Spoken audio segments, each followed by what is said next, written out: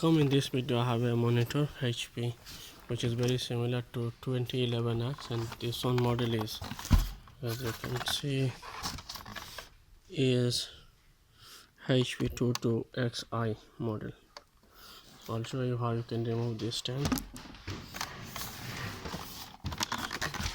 It has a HDMI, BG and DVI port. So first need to remove this base.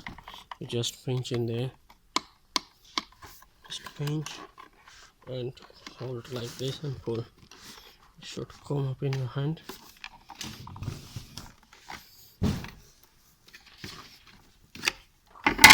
Now to remove this, there is a small black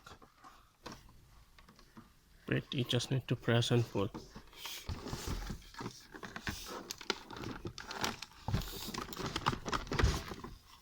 There you go. That's done. This is the bit where you have to press. Now put it together.